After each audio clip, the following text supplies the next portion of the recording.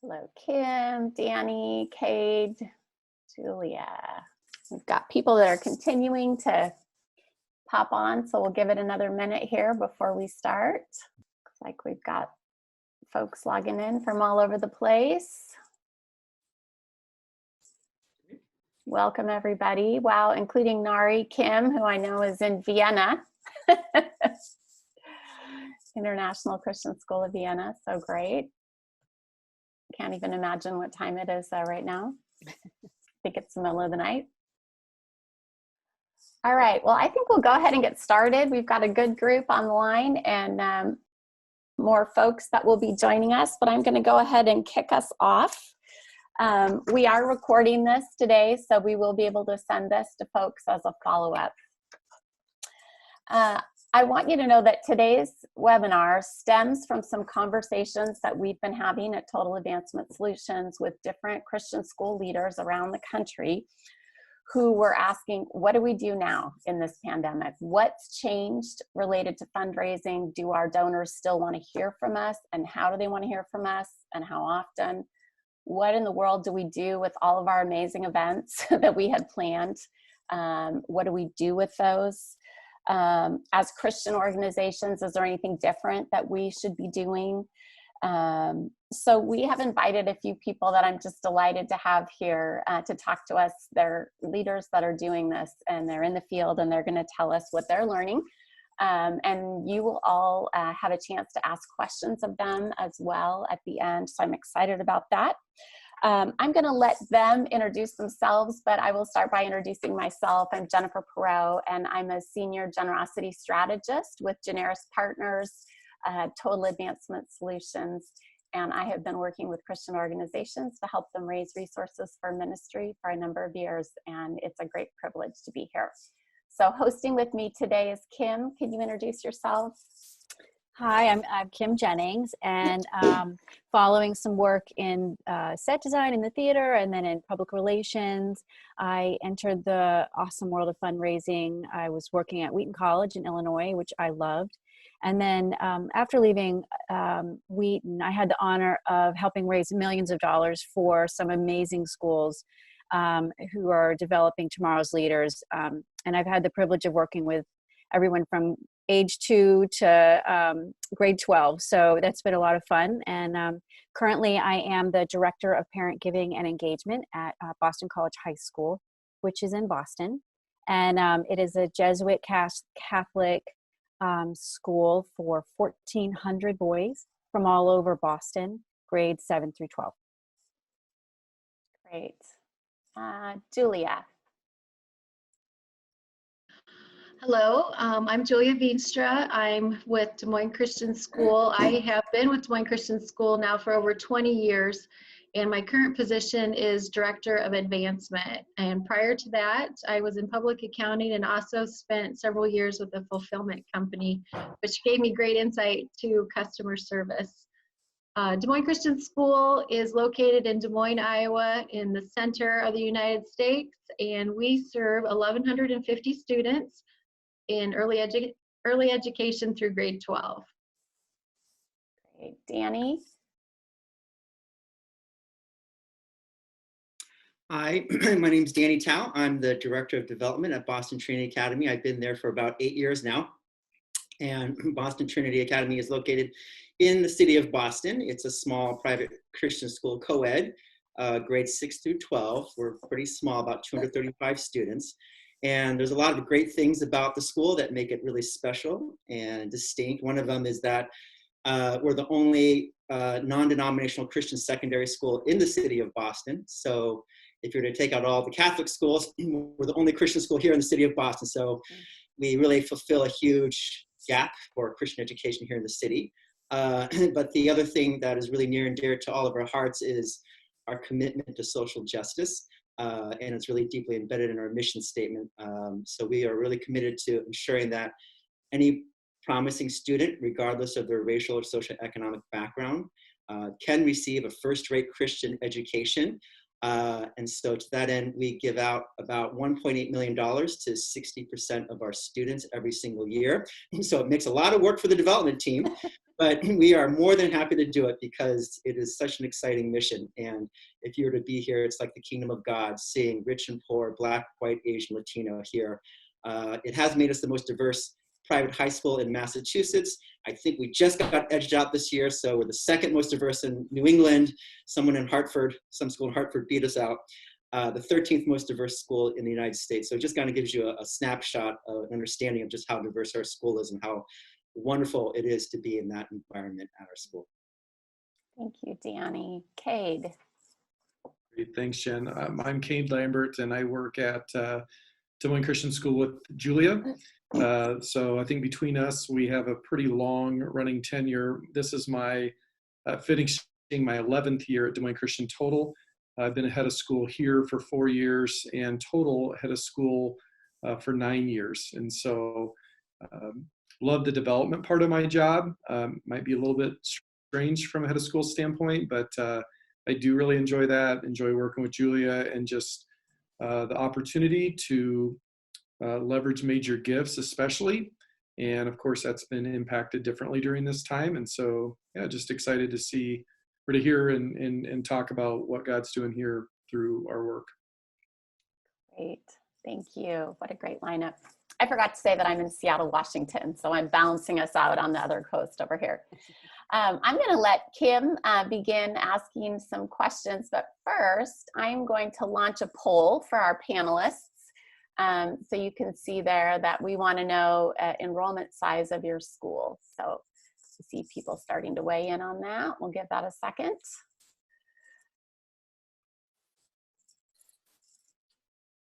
Thank you, folks. Let's get a sense of who's with us today. Maybe another second. Couple more seconds. Yeah. All right.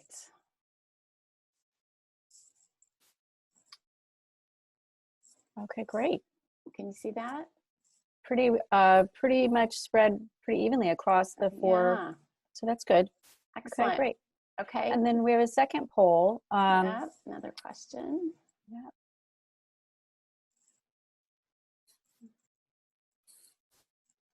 Hold on, polling.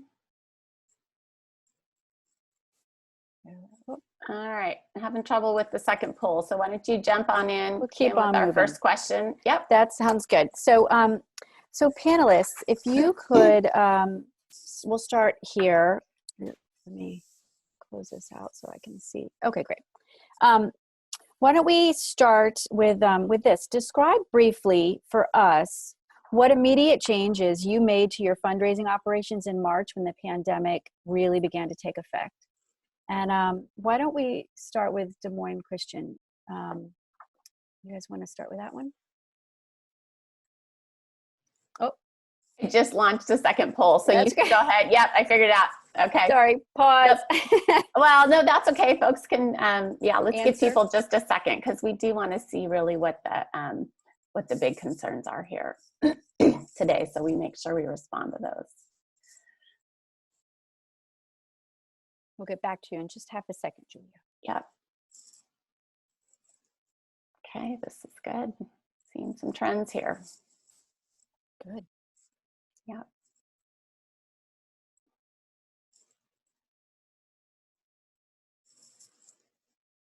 Great. Go ahead and show you what we've got here. Interesting. Okay, great. Yeah, so a lot of concern around how to communicate with donors in this season. Some questions about capital campaign, fiscal year end gift solicitation, virtual events. Yeah. Super. Okay, Thank you. go ahead. Okay. All right, well, for Des Moines Christian School, the biggest change we had to make immediately was 2 events. So we have a large gala in the spring, and that was scheduled for April 4. So we had to make a very quick decision on whether or not we would cancel, reschedule and have a live event later, or go virtual and try to engage with our donors right now and still tell our story. And we made the decision to go ahead and reschedule with a virtual event. So I saw that was one of the questions on the poll that people wanted to know more about. And secondly, we were in the middle of a feasibility study, and I think Kate could share more about that. But those were two major changes that we were faced with right away in March when the pandemic started to take effect on our state. Yeah, and on the capital campaign side, I've been working with Jennifer and her team, and we just made the decision because we were literally halfway in the middle of our feasibility study, just to push pause for a couple months. It's a chance for us to reach out to the donors, especially those, obviously many of those were major donors and folks that we were hoping for major gifts from. So the process was to reach out to them and let them know that we were intending on continuing the conversation, try to project some optimism that we will move forward somehow, some way. We don't know what that will look like, but it was just an opportunity to connect with them, and it was actually very encouraging to do so. Many of them were still very much supportive and wanting to help, and it might have actually increased our engagement with them to some degree as we look at what the future of our school is on the other side of this current challenge. Great, thank you. How about Boston Trinity, Danny? So, just as this thing was hitting, I was in the middle of editing a direct mail bequest letter that we were going to be sending out the following week. And we thought at that point, boy, this is probably a very inappropriate time to be sending out a bequest letter. So we definitely put that on pause. And then we had a spring banquet planned for the same day, Saturday, April 4th. And things were still kind of ramping up. So we weren't ready to just cancel entirely. We postponed it until May. I think it was like the following week in May 11th, whatever that Saturday was, the second week in May. And but soon thereafter, we realized, oh, this thing is not going to go away here. This is a pretty serious thing here. So it became very clear that we had to cancel the event. And we decided to pivot towards doing an online giving day. And we use a tool called Give Campus, which we have used before for our parent campaigns. We've actually never done a giving day before. And we've always toyed around with the idea of doing it. Usually it takes months and months and months to prepare to do a giving day. And we had about 4 or 5 weeks to do it. We said we're going to do it. And so we threw everything we had at it.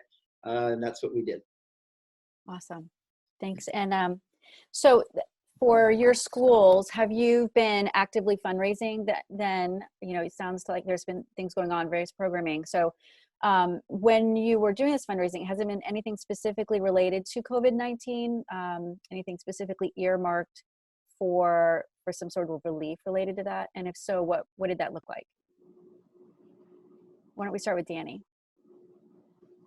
So for us, the spring banquet for us is about raising funds for our scholarship fund in particular. And so it was sort of appropriate when we did our online giving day to continue to have that be focused on our scholarship fund, especially given the current circumstances. What we were finding, because we have 60% of our families, over 60% on scholarship, is that a lot of our scholarship families, particularly the ones who were on the lower income end of the spectrum, they were losing jobs, or they were having a lot of financial difficulty paying their tuition. And so for us, it was a direct impact. COVID-19 was a direct impact on our scholarship families in regards to their ability to pay tuition and to be able to stay at the school. So we were going to try to do everything we could to keep them there, obviously. So it was a great way of pivoting the communication, the messaging to the scholarship fund during these times, and kind of explaining how it was really messaging, how it was impacting our families. Great. Tell us, Des Moines Christian, what you guys have been working on. So we're in a unique financial position in our history because last fall the school made a shift to become 100% tuition and fee funded for our operating budget. So our annual fund, which is the Lion Fund, could now be used for enhancing student programming, accelerating plans that we had, or funding the unexpected. And so for our event, we went ahead and did make an ask at that event. And when we could talk about the unexpected, COVID-19 definitely was the unexpected. And we could frame up that a portion of the funds from our event would go to families helping families and helping them through this time and making sure that their tuition dollars could be paid, even if their businesses were not flourishing or they had lost their employment. So that's how we addressed it at the event. Great. And I think from the major gift standpoint, really just prepping some of our major donors for potential anticipated needs. And so a couple of examples of that is, we're kind of looking towards what could be a very different fall from an instructional standpoint. And we're going to have some pretty significant technology needs in order to pull off some of the dreams and plans that we have. And so talking to donors about some of those plans and just prepping them for once we solidify that strategy, that there would be some investment there. And then of course, the other thing is really above and beyond financial aid. So, we currently give away about $750,000 in needs-based scholarship, but we could look at anywhere from additional $50,000 to $250,000 needed just for emergency aid going into the fall. And so starting to have some of those conversations with our major donors, even coming out of the gala, saying, this is where we think that we could really need some support, and just trying to solidify those relationships so that when those needs do present themselves, we're in a position to make a really informed and a really strong ask to those folks. Yeah, I think emergency financial aid has been an area at my institution that has really had a lot of traction. The alumni and the parents are very passionate about making a difference in that area. So, yeah. Jennifer, you want to take the next group? Yeah, I like how you're framing that as emergency financial aid or emergency tuition assistance, and meeting needs that you didn't expect, both that families have and as well that the schools are going to have for technology and things that nobody could have predicted 6 months ago. So we're also, just to follow up on that, we're going to try to make that financial aid piece separate from our traditional process, because we don't want to necessarily guarantee that moving forward, but really it is an emergency fund to buffer it. We don't necessarily want to wrap that back into a burden on fundraising for now and forevermore. And so even when we distribute those dollars, we want to make sure that that's a very clear difference between what your needs-based award is and then what your emergency COVID impact award is as well. I would echo that. We're doing the same thing. Yeah, I think it's important that it is not wrapped up in the other traditional annual asks that are happening for financial aid. Yeah, really good. Thank you. Let's talk a little bit about events. Both of your schools had spring events that were already planned and part of your expected fundraising revenue for the year. You've mentioned a little bit, but can you go into a little more detail about kind of what the changes were that you made to those events? And then we want to know how those results compared to previous years. Danny, let's start with you. So yeah, like I said before, we pivoted from doing a banquet to doing a giving day, an online giving day using Give Campus. And in terms of numbers, usually our spring banquet, we could only fit 160 people in an auditorium. So it's really reserved for mid to major donors or any new guests that we think would be good to introduce to the school. The trustees are very heavily involved with inviting guests and filling tables and making sure the right people are there. So we went from an event, a physical event with 160 people, to doing an online giving day and sending it to our entire email donor base, and that was about 2,250 people. So we spread it wide. We would normally expect to raise around $150,000 from the banquet. And that would include donations, sponsorships for the event, as well as our silent auction that we run. And we thought, well, looking at the the major donors who had not yet made a gift, maybe looking at some donors that we could go back to, thinking maybe, you know, if we cast the net wider with a giving day, you know, maybe $250,000 would be a good goal to shoot for.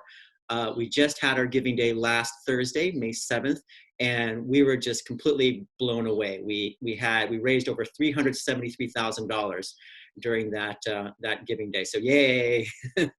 What was really interesting about that giving day is that we were just taking a look. We have to just from Give Campus, they kind of give you a sense when people mark off the affiliations, sort of how the giving was done. I think probably it's just an approximation because there's a lot of user error in that. But just looking at those percentages, usually we had thought that the vast majority would actually be friends of the school, given that the mission of our school, 60% of our parents being on scholarship. Our parents aren't a major donor base for the school. We're a young school, we're only 18 years old. So our oldest alumni aren't that old, they're in their early 30s. Usually the alumni aren't going to be that big of giver. So we really thought that the vast majority of the actual donors would be friends of the school, but only 30% of the donors were friends of the school. Surprisingly, 28% were parents, even though we had a parent campaign just 2 months earlier.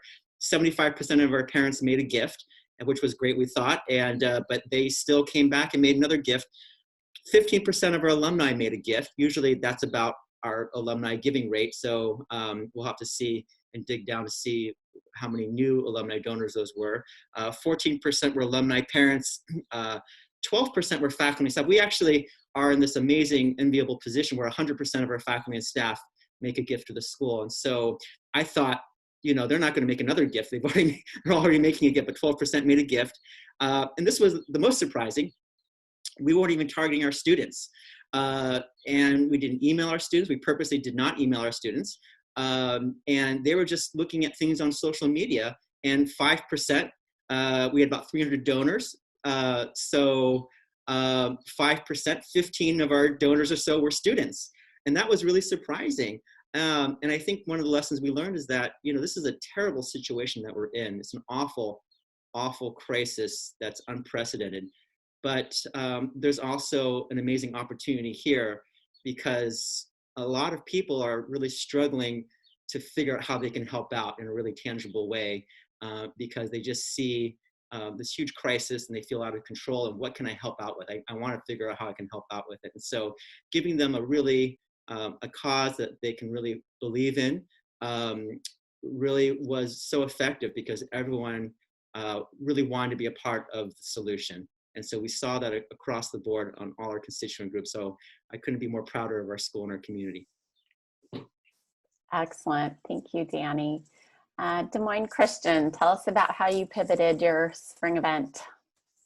Sure. So the first question we had to ask ourselves was, why are we even having the event? And our event is to be a celebration of our mission and heavy focus on our students and our alumni success. And we knew that that had not changed. We still had stories that we wanted to share. And then secondly, because of our financial situation, we knew that even if we raised $1, it would be successful because we didn't need those dollars to pay for operating expenses. So that helped us decide that we needed to move forward. And we also knew that our families were basically shelter in place. They were looking for engagement, and we had a captive audience because everyone was going to be home on Saturday night. So using that information, we went ahead and modified and totally changed our program, of course, for the evening. We had a silent auction and a live auction planned. We scrapped the live auction, put everything into silent auction using a software, OneCause, it used to be BidPal. And we launched that on Monday, which was fun for our families. So for an entire week, we watched bidding take place. That wasn't normal for us. We normally launched our auction the day of the event. So it was fun. It was fun to watch that engagement happen.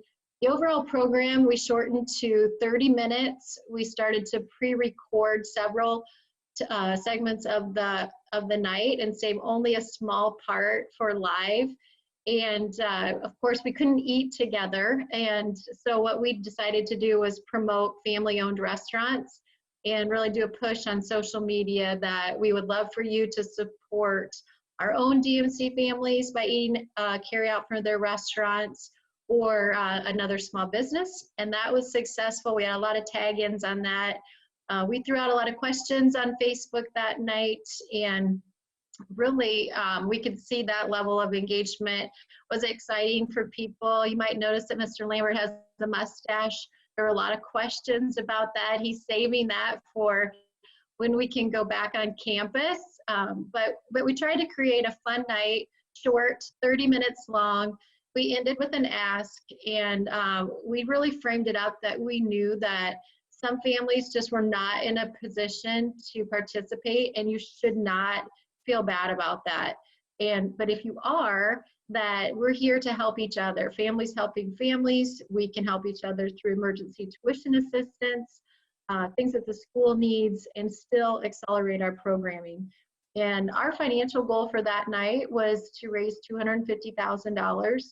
And financially, it was a success. We ended up raising very near a little bit more than that as far as actual dollars. But we're trying to engage or measure success. And for us, there were a couple different things we looked at. The number of bids that we saw taking place during the week, they were up 89% over our bidding activity when we had our live event the year before. And then the number of unique donors was up 38% for this event. And we're still looking through who gave and were they on the original invitation list, but many of those were not on the original invitation list or registered as guests. So we saw increased activity there. Just like Danny, we had limited space for our event. We only had room for about 350 people in our performance hall, and we could see, based on Google Analytics, that over 600 households had made a connection with us at some point during the 1 hour that we were streaming. So we were excited to attract more people, to have more donors, and to have more bidding activity and exceed our financial goal. Excellent. I attended your gala, and it was a smashing success. As someone who's kind of an outsider, to your organization, it was just a delight. You did such a great job of celebrating your mission, and it was fun. It was upbeat. I think the fact that you kept it short, people stayed on. There was a lot of engagement in the chat feature, so I would agree. Really, really well done. Well done. Okay, we've got another couple of questions here, and then I want our audience to know that the chat bar is open, and we are going to start taking questions here from the audience shortly. So feel free at any point as our panelists are talking. If you have a question, pop it in there, and I'll go through and we'll ask those in a bit. But you can feel free to put them in at any time. I want to talk a little bit about major donors, and I would love to hear how you're engaging your major donors right now. Cade, why don't we start with you?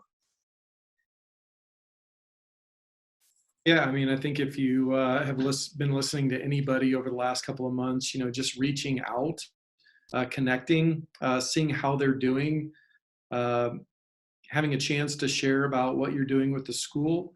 For I think a lot of us, especially in the Christian school world, we've been able to really shine in terms of distance learning. And so hearing some of that feedback and sharing some of those stories with donors, they love to hear that because many of them are very entrepreneurial from a mindset standpoint. And so they like to hear us move and pivot and excel. And so that's been really good. And I was just having a conversation last week with really our largest donor. And he said, on a normal work day, he has about 300 emails and about 50 phone calls that he's on. And that has been cut in a fraction. So he's down to maybe 50 emails and 5 phone calls, which then, I don't know if he knew it, but I was like, well, that means you have time for my phone calls then. So, there just might be some opportunities for us to engage with them in ways that we haven't before, just because their world looks different right now. And I think it's important. It's always amazing to me how honest and how transparent many of our donors are. They will tell you how things are going. They will tell you how business is. They will tell you how prepared they are for this crisis. They will tell you what deals they're doing and how they're positioning themselves for the future in the back end. And they will tell you where they're at with supporting your school. And so, and just opening up those conversations provides you with, it has for us anyway, just a wealth of knowledge. Is they just need somebody to talk to right now. And they're willing to share a lot of information. So that's been pretty successful from our standpoint. Excellent. I love that. That kind of greater availability, I think, is a really good point. And I agree with you. We're hearing that across the board, that major givers are being really transparent. They want to know, they're willing to answer the question, how are you doing? How's your business? And they also really want to know how your organization is doing, because they're business leaders and thinkers, and they want to hear that transparency from you as well. A common theme from them too, Jennifer, has been, many of them are not, they're not surprised by the recession. So they were anticipating a recession. So people that are high net worth knew that a recession was coming, and they were already preparing for it. We just didn't know it was going to be this type of recession or this type of a trigger. And so, many of our major, not every one of them, but many of them were pretty well positioned for this and not necessarily caught off for the bleeding that we've seen in the stock market and in some of the unemployment, obviously not to that scale. But it just has amazed me how far ahead they were in their thinking and their business preparedness for an economic pullback. Excellent. Thank you, Cade. Danny or Julia, anything you'd like to add there related to major givers? Yeah, I mean, very early on, like Cade had said, the advice that everyone was giving was communicate, communicate, communicate, and you can't over communicate, especially in the first weeks of the pandemic crisis. And so, just like Kay did, we communicated with all of our major donors, with all of our trustees. We didn't even tell them how the school was doing. We didn't ask for money. It was really, how are you? Genuinely, we want to know how you're doing. I heard, you told me that you were going to go to Italy for a vacation right when this is about to happen. Did you go? Are you okay? Are you safe? You were going to go to China. Did you go? Those were the conversations we were having with people. And then after that, we usually send out, an email a month to our monthly newsletter. And we decided we're going to ramp this up. We're going to send out a weekly email. And we've actually put together a communications team across all the different departments just to make sure that we weren't stumbling over each other, communicating with parents and donors and everything like that. And we parceled out the communication, but every single week we were just sharing, this is what's happening, despite the circumstances, despite the struggles that many schools are going through, this is what we're doing. And we really shared all the great news, and I'm really just proud of our faculty for how they were able to transition to remote learning and keep pretty much a similar school schedule and do it in an appropriate way of having not too much screen time, but enough screen time and enough structure for our students. So we really wanted to share that with all of our donors. And they were greatly appreciative of just hearing out, what are we doing to actually manage the crisis? Because so before we even asked for money, we wanted to make sure that they heard all the good news that was happening. And then after that, then we started to phase out the communication with our major donors, saying, things are going really well. We've been doing fantastic, but we also want to share with you now the struggles that we've been having as a school, and especially our scholarship families who are struggling to pay their tuition this month. And so we'd love to ask for your help. And I think, like Kate had shared, people were exceedingly generous. We had one donor who had given $5,000 earlier in the year. We thought, okay, well, maybe this would be a person who would be willing to help out again. Maybe we could ask for another $5,000. And he said, tell you what, I'm going to give you $50,000. And in fact, my whole company, we've shifted all our staff. We're just figuring out how we can give away millions of dollars right now, because all of our the causes that we really care about are struggling, and we've decided to shift our focus instead of our business, but to shift it to philanthropy right now. And that $50,000 was our matching gift that we used to kick off the campaign that really helped to drive the momentum of the campaign and our success of our campaign. And so, I think just communicating is so important right now. Yeah. So good. Thank you, Danny. Boy, that's a great story. Don't we all want to find those givers? Kim, I'm going to hand it back over to you. Let's talk about annual giving. Yes, to take off what Danny was saying, I think that annual giving is also very much benefited by good and constant communication. And so it's important that we are reaching out to all of our donors. And I encourage, even if you haven't had a lot of time on the phones, just pick up the phone and call just even 3 people that you haven't spoken with yet, just to touch base and see how they are. And it will feel good because you'll feel like you're touching base with your folks and finding out how they're doing, but it also will help a lot when it comes time for the solicitation phase. So that's important. So specifically, let's talk a little bit about our spring solicitation cycle and the fiscal year end, how it is that we're going to be reaching out to more or less the masses as opposed to the one-on-one direct conversations for major gifts. So let's start this question. How are you changing, and in what ways are you changing your typical spring solicitation? And in particular, the methods, your messaging, perhaps, and the timing that might be different from previous years. So let's start with Des Moines Christian. Julia, do you want to start with that? Our major spring solicitation was our event, so we didn't really have any others that we were planning to do between now and the end of the year. So we've had a heavy focus on communication. Just adding to that, our board, we took our family directory and divided it and had our board members reach out and personally place a phone call to every single family in the school. And I am seeing new gifts come in online that are surprising to me, and I would guess that some of that is a direct response to that. So I think really we just find ourselves trying to catch up on a few things and position ourselves better for the feasibility study and for fall. So taking advantage of this downtime, we're going to work with Jennings to do some wealth management screening that we hadn't had time to do last winter, and gather just a little bit more information on our families. We have a lot of new families at Des Moines Christian School, and we have a lot of information that we can learn about them. The only thing I would add to that, Kim, is we do a printer's proof each year for our annual report. So we just send out an email that says, hey, you've given to the school in the past. Here are the names that we have ready for our annual report to recognize your gift.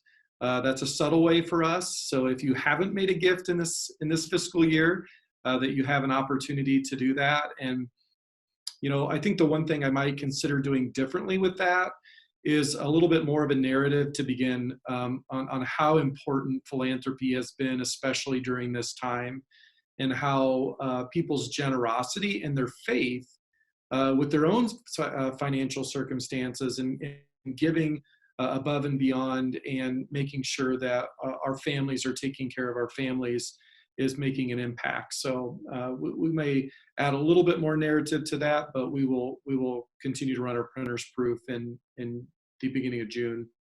Oh yeah, in the beginning of June. I was going to ask you when. How about you, Danny? First of all, that's a brilliant idea. I'm stealing it. Printer's proof. I loved it. We usually do a spring campaign, and for us, it's really about sort of a lie bunt / side bunt last 2 years. So just going back 3 years, it's really a way of just cleaning up the donor pool and seeing if any donors wanted to make a gift and haven't quite made a gift yet. So we'll keep doing that again. That won't necessarily change.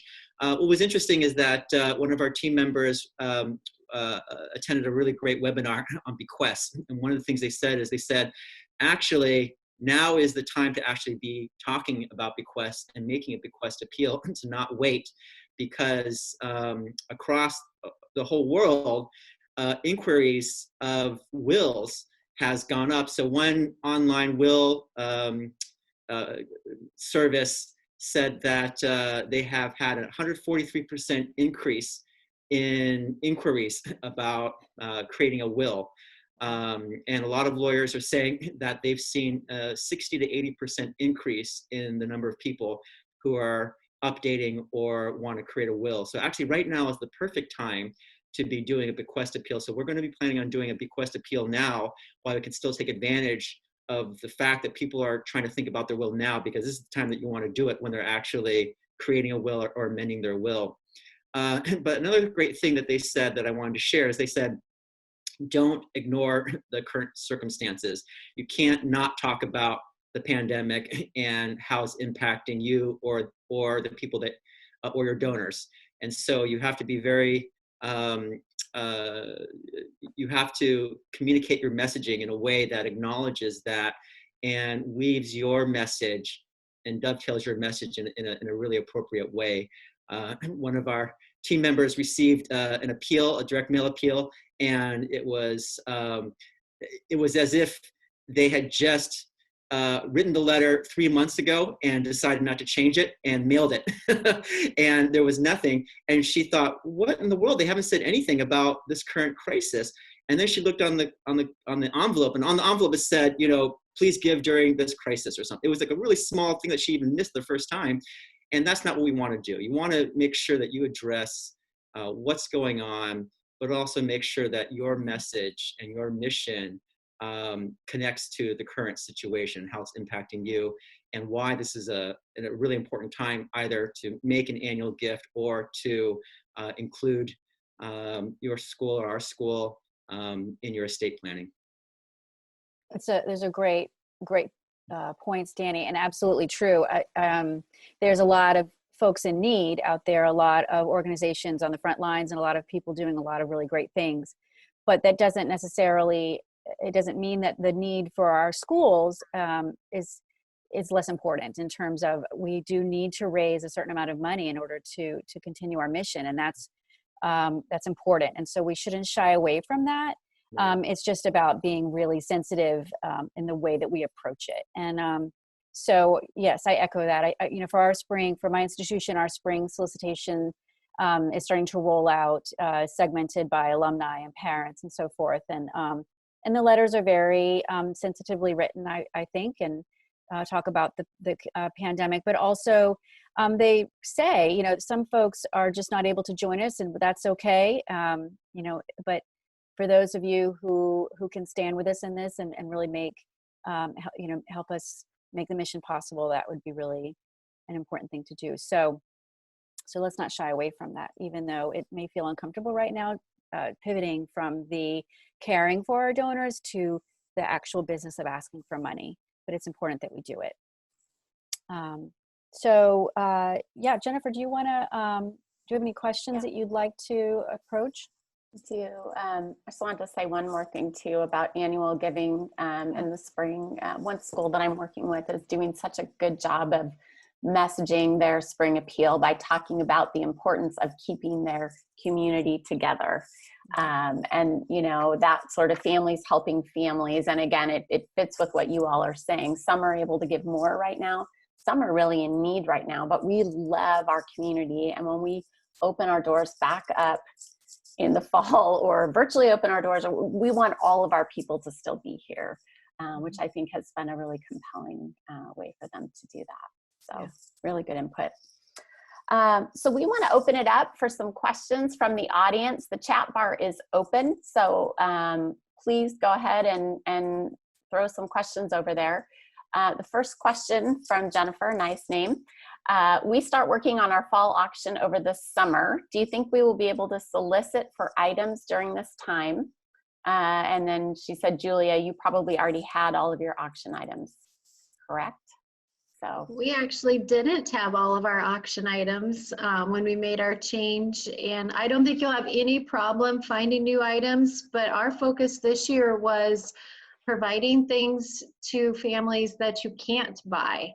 So what went for the highest amount, we had a parking space go for $25,000. For the first time, we offered a lifetime athletic pass. It sold for $15,000 the night of our auction. dinner with the Lamberts, $5,000, front row seats to every single event that you offer, your play, your graduations, your music programs. All of those were exciting for people. And another thing that was fun was vacation homes that our families own that they would offer up. So I would focus less on soliciting gift cards and tangible items from local businesses and more on things that money can't really buy. Great. We actually also had a silent auction that was planned for the banquet that we actually still ran concurrently with our Giving Day. And I would say that our focus was really on experiences and events. Those are and vacation homes are those things that tend to go the most. And we just made sure that we had a lot of communication about if for whatever reason this is postponed and this event and you can't, or if it's canceled, we'll refund your money. We wanted to make sure that everyone felt completely at ease that during this time, if for whatever reason the auction item they bought wasn't able to be fulfilled, that they weren't going to be out whatever they bid. And so I think that's just really important during this time to make sure. I think we probably didn't do as well as if it was an actual event, but we still did enough that we usually raised 20,000 and we raised 15,000. So I think that if we had the event, we would have raised a lot more, but it's still worth doing a silent auction. Really good. Great question and great feedback. From both of you. And I love that, Julia, the things that money can't buy, things you can't go to the store and buy right now. And then it's a lot of energy to be trying to hit up businesses that are struggling to ask for a $50 gift card. And so, having your families focus on just some of those really things that are very specific to your community, really important. Other questions, please feel free to pop those into the chat bar. As you can see, we've got a wealth of knowledge here from our panelists. While folks are doing that, I'm going to ask all of you, do you normally use volunteers in your fundraising at all? So if you use parents at all as kind of parent agents or peer-to-peer or alumni representative fundraising, has that changed at all this year because of COVID? I can start that if you. So we do have alumni class agents, and we also have parent peer solicitors. And so it looks a little different, but we are engaging them and reaching out to folks. And so we're training them really well. We just had our parent training earlier this week, and the alumni one started last week. So they are reaching out, but we're being very, very careful as to who we put in their pools.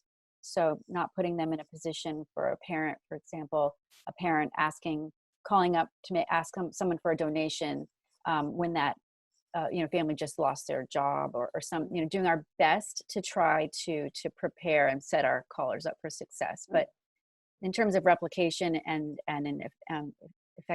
effectiveness, it's really important, I think, to use those volunteers if we can. Good. Let me jump to another question or two here from the audience, and then Kim has a kind of a lightning round question for us. Kate, we've got a question here. We paused our capital campaign. When and how should we roll that back out? You know something about that. What would you say? Well, I think Jennifer's the expert here, but our goal was just to pause it for a few months. We're still hoping. So I think we were scheduled for April, which was the worst time to continue that, and really looking more towards July, August, trying to re-engage those conversations. I have no idea if that's the right thing. I have no idea if that will actually happen, but that's what we're planning on at this point in time.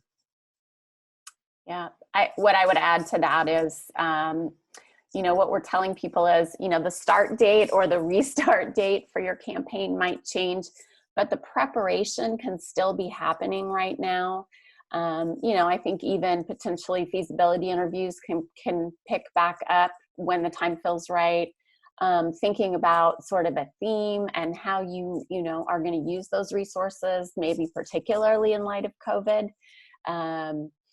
some of those kind of planning things can be happening behind the scenes so that when the time is right, it's a little bit easier to pick it up and put it back down instead of having to start from scratch. I think the one thing too that we've tried to talk about is that, COVID there's no way that COVID should kill our vision. We still have to have a vision, and our donors need to hear about our vision. And our vision may be in a little bit of flux right now because of the situation, but that we are passionately pursuing vision because vision is life and it's the future of our mission.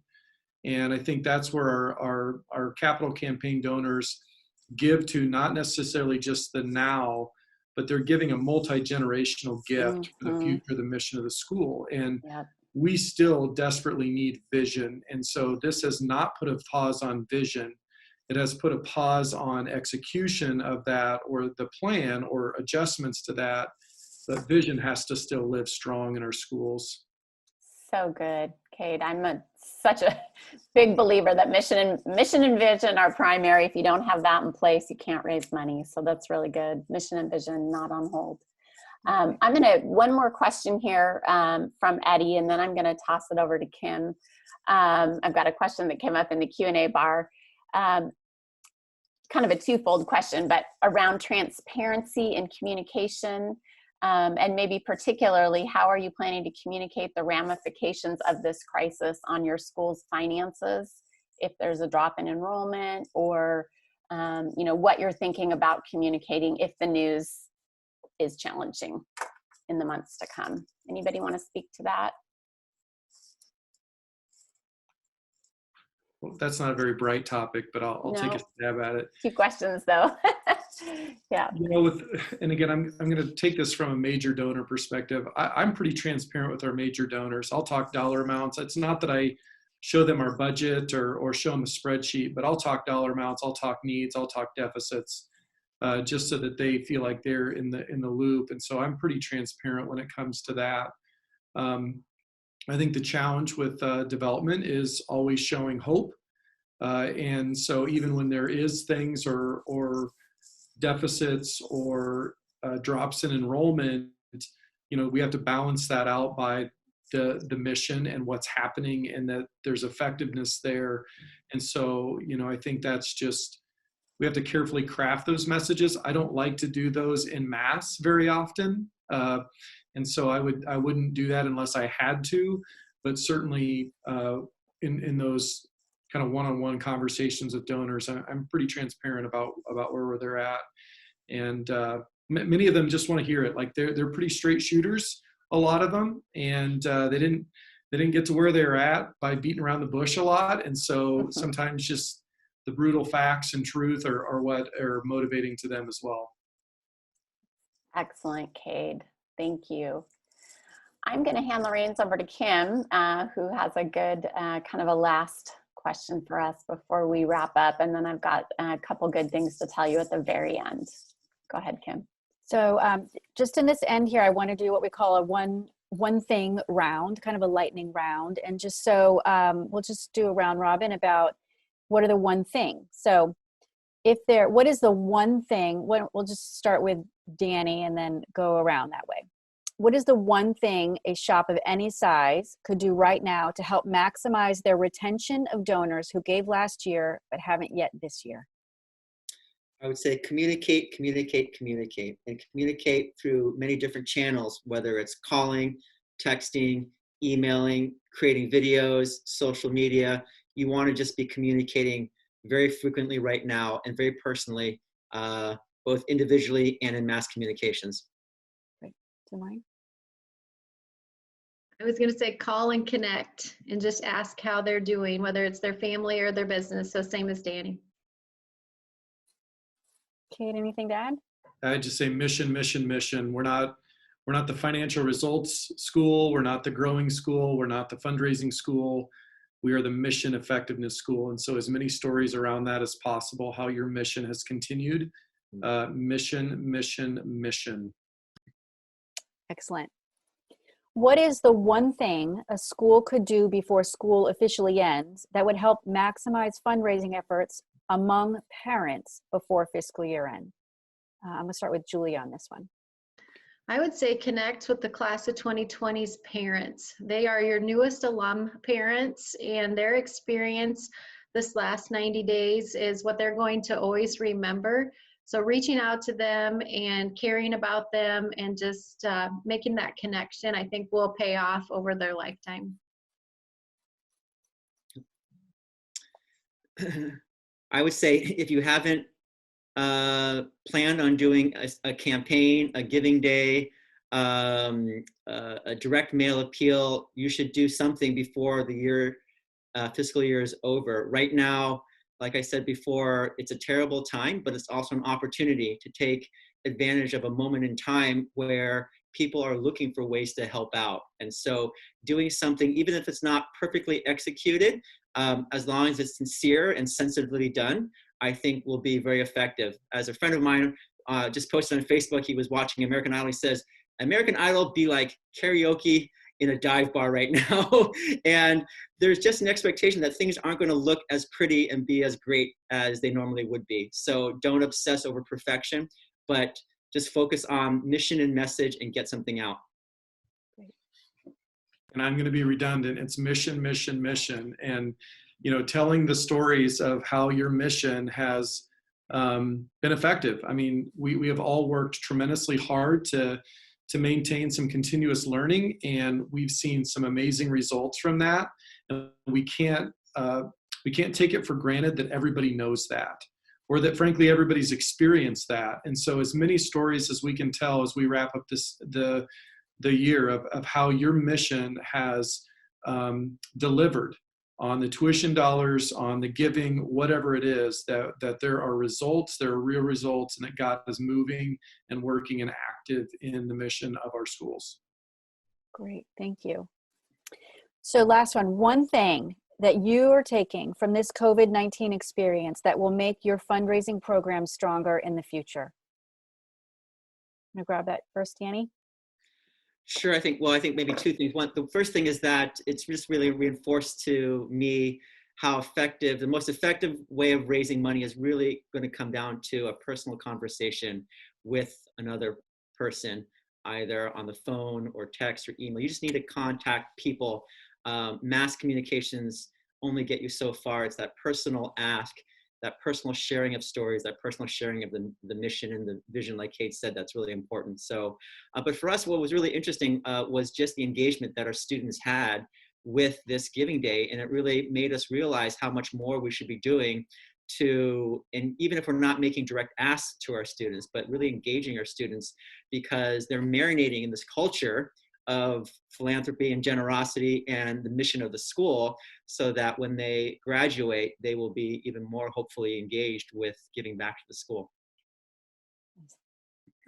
Des Moines. I was going to let Kate say mission, mission, mission. No, no, I wanted to just say, try new things. Like Danny said, no one's expecting perfection right now. And it's a great time to try something. If it doesn't work out, you can blame COVID-19. And if it does work out, and you can launch a whole new idea that sticks with you for years. I will transition just so that I'm not annoying, but I would say data. So one of the things that's been really helpful, and it's kind of to Danny's point, you know, those conversations and those relationships, but writing that stuff down so that we remember what people are telling us and where they're at. And so, you know, some of those conversations that we had back in October, November, December, and remembering those and understanding where our donors are coming from as we've hit this crisis has allowed us to accelerate some of those conversations, because we just know more information about their situation financially or giving wise. And so having the data and recording that so that we really can enter those conversations a leg up. Awesome. Excellent. Thank you, guys. All right, we're getting ready to wrap up here, and I just want to say a couple things real quickly. First of all, I want to share with you a scripture, and it's 1 Corinthians 3:6. I planted the seed, God watered it. Apollos watered it, but God made it grow. And that really is one of my favorite scriptures when it comes to fundraising, is that we work like it all depends on us, and ultimately we pray like it all depends on God, because it does. And I think every leader on this call would agree that prayer has been probably a very significant part of their journey here during this season. So I just wanted to let you know, lastly, as we're wrapping up, that we would be happy to give you a free consultation call. We'll do that through Generis. If you're interested in that, you see the website there, generis.com advancement. You'll also get an email from us within the next day or two that has a recording of this video. Feel free to send it along to others. We are so grateful that you joined us, and I'm just really grateful to our panelists for sharing their wisdom with us. So grateful. Thank you, Cade. Thank you, Danny. Thank you, Julia. And thank you so much, Kim. And thanks to all of you for joining us.